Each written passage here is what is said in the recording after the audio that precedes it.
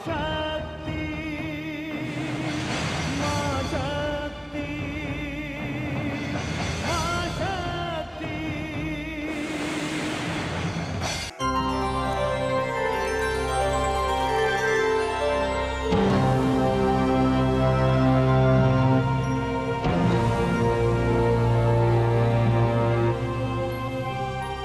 हे महादेवियों, आज प्रसन्नता और हर्ष का विषय ये है कि धरती पर मानव ने जन्म ले लिया है।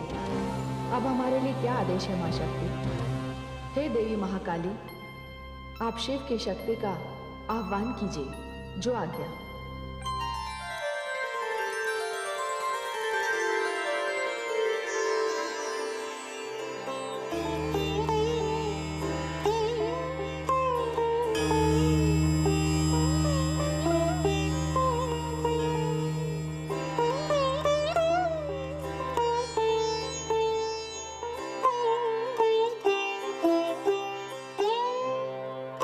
शक्ति का शिव को प्रणाम।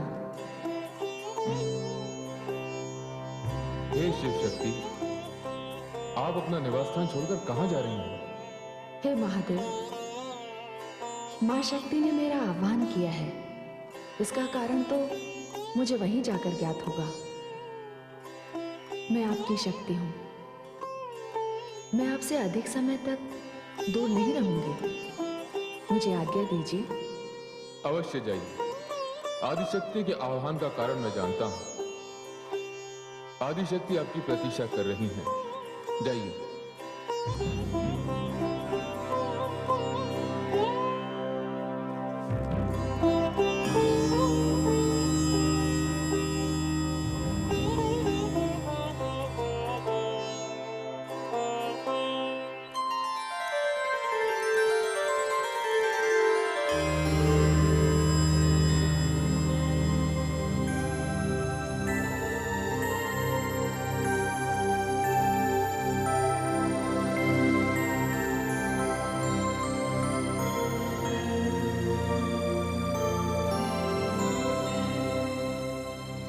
हे मां शक्ति, आपने मेरा आह्वान क्यों किया? हे देवी गौरी, सृष्टि में मानव जन्म की प्रक्रिया आरंभ हो गई है। आपके द्वारा मैं मानव को यह संदेश देना चाहती हूं कि ब्रह्म ने प्रकृति और पुरुष के मिलन को इतना महत्व क्यों दिया है, और मैंने संसार में जोड़ों की जो परंपरा आरंभ की है उसका उद्देश्य क्या है। हे देवी गौरी, नारी और पुरुष एक दूसरे के पूरक होंगे। इनके संबंधों का आधार प्रेम होगा, और ये संबंध केवल शरीर के ही नहीं, आत्मा के भी होंगे। इन संबंधों में यह देखना भी आवश्यक होगा कि नारी की दृष्टि में पुरुष का और पुरुष की दृष्टि में नारी का स्थान क्या होगा। इन संबंधों में एक दूसरे की भावनाओं का आदर, एक दूसरे का सम्मान और एक दूसरे के मन में विश्वास और प्रेम की जोत जगानी होगी, जिसे जीवन की तीव्र हवा तो क्या, मृत्यु की आंधी भी न बुझा सके। हे देवी, आपको पुरुष और नारी के संबंधों का ऐसा इतिहास लिखना है जिसे आकाश की ऊंचाइयां और पाताल की गहराइयां भी न छू सके। और इसी महान उद्देश्य के लिए आपको मानव लोक जाकर पुरुष और नारी के अद्भुत संबंधों का शुभारंभ करने के लिए दक्ष प्रजापति के भवन में कन्या रूप में जन्म लेना है।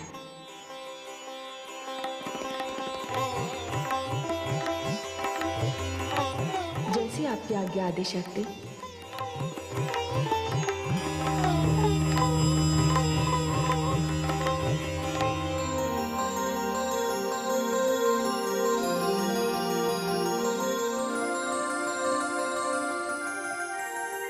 प्रजापति की जय हो। कहो परिचारिके, क्या समाचार है? प्रजापति महारानी ने 16 कालायुक्त चंद्रमा के समान एक सुंदर कन्या को जन्म दिया है। हम अति प्रसन्न हुए।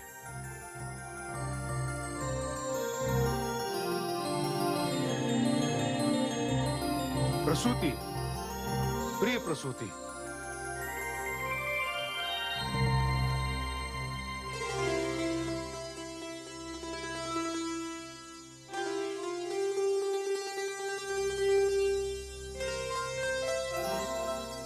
कैसी दिव्य कांति है।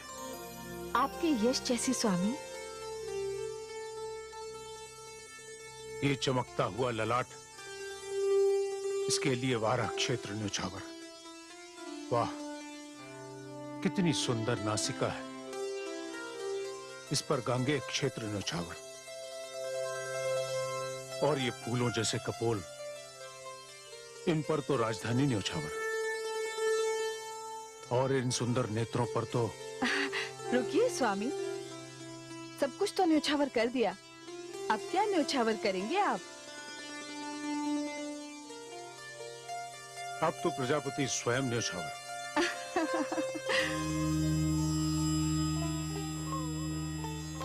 पुत्र, इस कन्या पर तो सारी सृष्टि न्योछावर। पिताश्री, आपने इसका भाग्य तो अपने हाथों से लिखा है। कृपया मुझे भी बताएं, मेरी पुत्री का भविष्य कैसा है? भविष्य को अज्ञात ही रहने दो पुत्र, इसी में कल्याण है। भविष्य के पथ पर अनगिनत फूल होंगे तो कुछ कांटे भी अवश्य होंगे।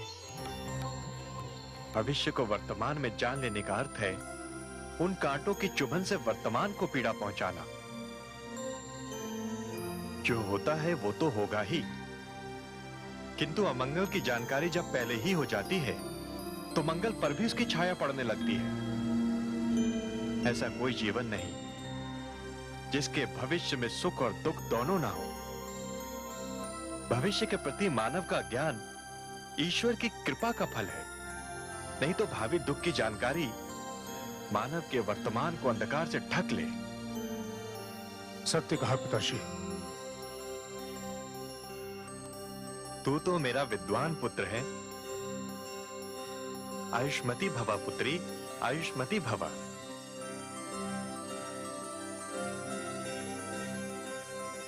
इससे पहले भी यहाँ कई कन्याओं ने जन्म लिया, किंतु इतनी सुंदर मूर्ति पहले कभी नहीं दिखाई दी। कितना गौरवर्ण है। ये गौरी है, गौरी।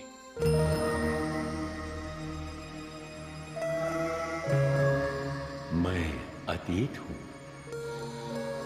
गौरी अपनी समस्त दिव्यता के साथ पूर्णिमा के चंद्र की भांति विकसित हो रही थी। वो प्रजापति के प्राण और उनके पूरे ध्यान का केंद्र बनी हुई थी। जब से उसने जन्म लिया था, प्रजापति के सौभाग्य में वृद्धि होती जा रही थी। गौरी से बड़ी गौरी की अन्य कई बहनें थीं। प्रजापति को वो भी प्रिय थी, किंतु गौरी तो उनके हृदय की गति थी। प्रातः होते ही सर्वप्रथम गौरी का मुख देखना प्रजापति का नियम बन गया था।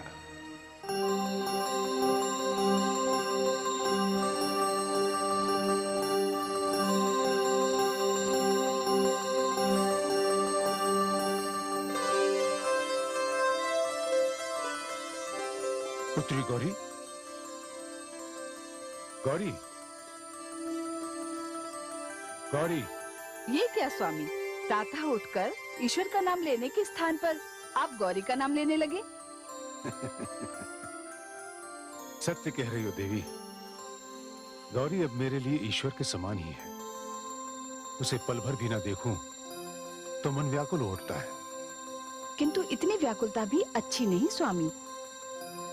पुत्री सदैव माता पिता के घर तो नहीं रहती ना। वो पराया धन है, उसे एक न एक दिन तो ये स्थान छोड़कर जाना ही है। आप भूल रही हैं देवी,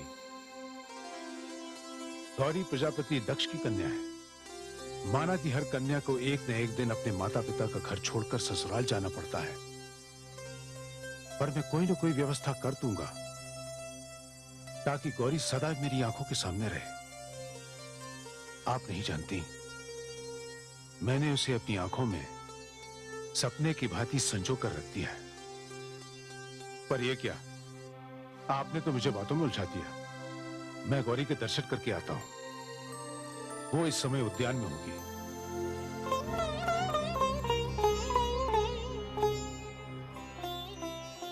हे प्रभु, विवाह के पश्चात जिस दिन गौरी इनसे दूर हो जाएगी, उस दिन इनका क्या होगा?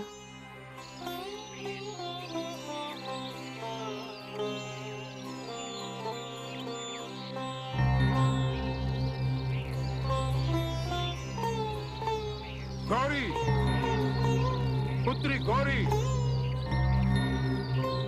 पुत्री कहाँ हो तुम?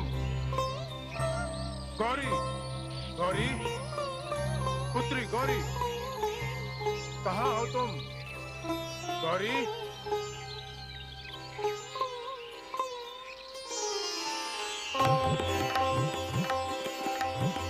पुत्री, कहाँ हो पुत्री?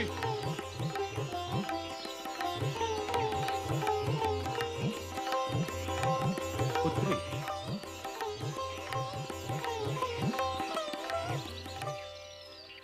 पिताश्री, प्रातः कहाँ चली गई थी पुत्री? मैं पुष्प लेने आई थी पिताश्री। प्रकृति का सबसे सुंदर पुष्प तो तुम हो। भला तुम्हें पुष्प चुनने की क्या आवश्यकता है? मैंने कई बार तुमसे निवेदन किया है, जब भी मैं आंखें खोलूं, सबसे प्रथम मैं केवल तुम्हें देखूं।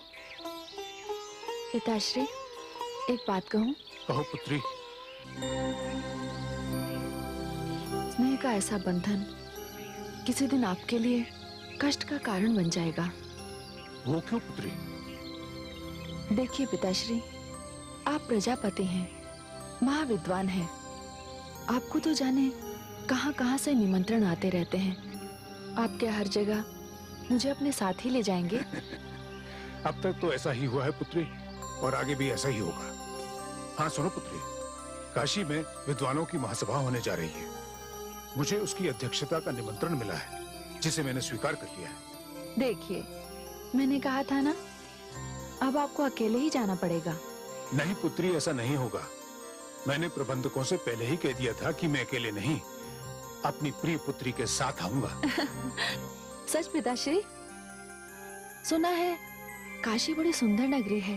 हाँ, और हम पिता और पुत्री उस सुंदर नगरी का भ्रमण साथ में करेंगे। चलिए, इस बार काशी मैं आपके साथ ही चलूंगी। किंतु मैं एक कन्या हूं। जिस दिन आप मुझे इस घर से विदा करेंगे, उस दिन क्या होगा पिताश्री? उस दिन की कल्पना करके मेरा हृदय भर आता है। न जाने कैसे कैसे विचार मेरे मन में उत्पन्न होने लगते हैं। तुझसे अलग होने की बात तो मैं सोच भी नहीं सकता। देख पुत्री, इस समय तू विदाई की बात न कर। पिताश्री, पिताश्री, ये क्या? आपकी आंखों में अश्रु? पुत्री गौरी, लोगों के प्राण कहीं भी बसते हो, पर इस दक्ष के प्राण उसकी पुत्री गौरी में बसे हैं, तुझ में बसे हैं। पिताश्री, कैसे उतार पाऊंगी मैं आप जैसे उदार पिता का स्नेह का ऋण? ऋणी तो मैं हूं पुत्री। तूने मेरे घर में जन्म लेकर मुझ पर उपकार चुकिया है। अब सुन पुत्री, काशी यात्रा का समय हो गया है, प्रबंध हो गया है। अब चलें। चलिए पिताश्री। चलो पुत्री।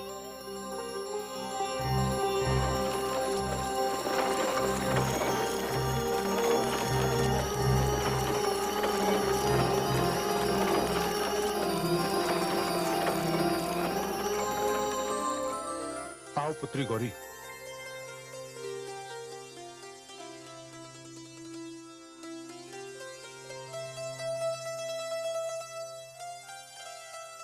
आइए श्रेष्ठ प्रजापति दक्ष, काशी नगरी आपका और आपकी पुत्री का स्वागत करती है। धन्यवाद प्रजापति त्रिभुवन। विद्या का केंद्र इस महान नगरी में आकर मैं और मेरी पुत्री धन्य हो गए। आइए। चलो पुत्री।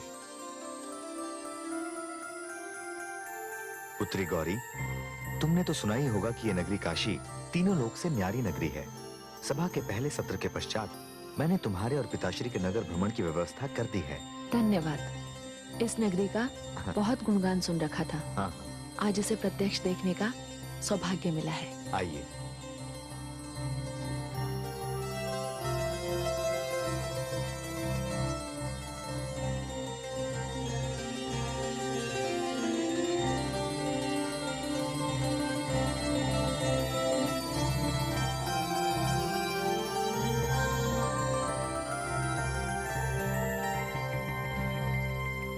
आइए श्रेष्ठ प्रजापति, अध्यक्ष का आसन ग्रहण कीजिए।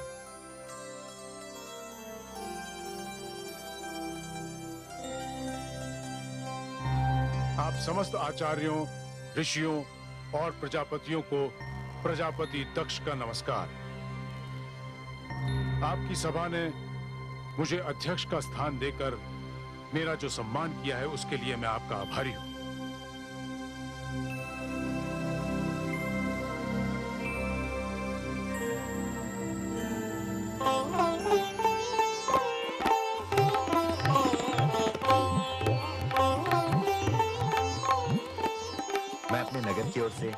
अपनी ओर से और समस्त ऋषियों और विद्वानों की ओर से आपका अभिनंदन करता हूं।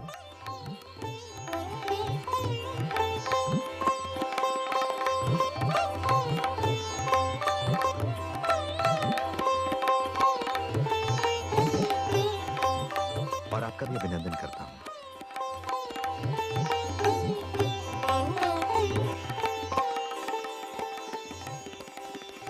आज की सभा में विचार का मुख्य विषय यह है कि समाज के उत्थान में पुरुष के साथ नारी किस प्रकार सहयोग कर सकती है। शिक्षा से लेकर यज्ञ आदि कर्मों में नारी का क्या स्थान होना चाहिए। हमारा यह सौभाग्य है कि इस महत्वपूर्ण विषय पर हमारी चर्चा को उचित दिशा देने के लिए अध्यक्ष के रूप में श्रेष्ठ प्रजापति दक्ष विराजमान है। मुझे यह सूचित करते हुए हर्ष हो रहा है कि मुख्य अतिथि के आते ही सभा की कार्रवाई प्रारंभ हो जाएगी। प्रजापति त्रिभुवन, क्षमा कीजिएगा। अध्यक्ष द्वारा स्थान ग्रहण कर लेते ही सभा की कार्यवाही प्रारंभ हो जानी चाहिए। यही शिष्टाचार है, यही परंपरा भी। आपके मुख्य अतिथि को अध्यक्ष से पूर्व ही आकर अपना स्थान ग्रहण कर लेना चाहिए था।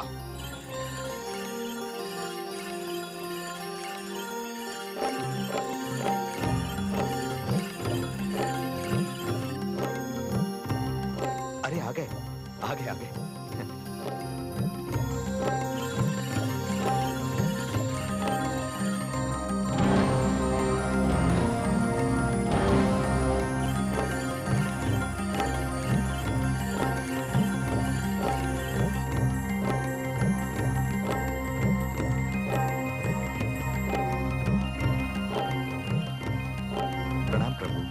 आपका आगमन हुआ, हम धन्य हो गए। क्या प्रजापति दक्ष का शुभागमन हो चुका है? हाँ प्रभु, उनका तो पहले ही पदार्पण हो चुका है।